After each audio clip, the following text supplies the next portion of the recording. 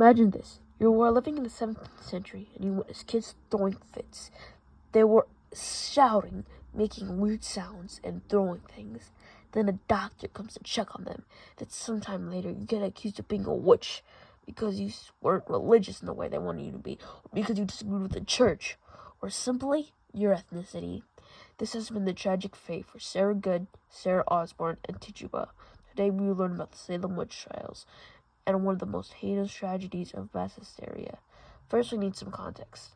The Puritans landed in Massachusetts' main motives were to settle and form their own pure Christianity. It's also good to mention that women were seen as inherently sinful, and about 78% of people who were accused of witches were women. This demonstrates how horribly sexist they were at the time. It is also to mention that a literalist interpretation of the Bible does support this.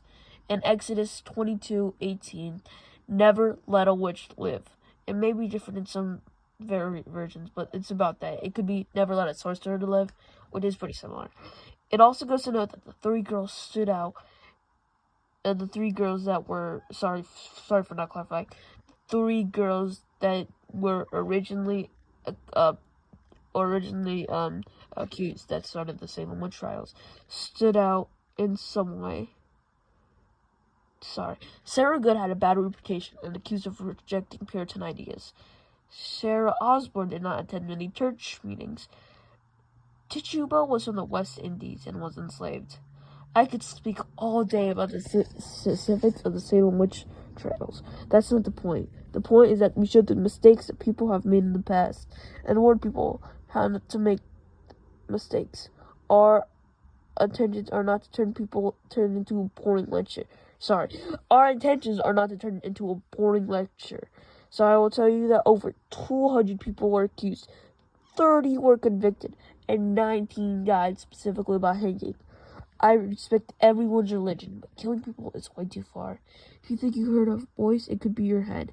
If you think you could see something, it could be hallucination. There's a reason spectral evidence is not allowed in court, because it could just be your mind.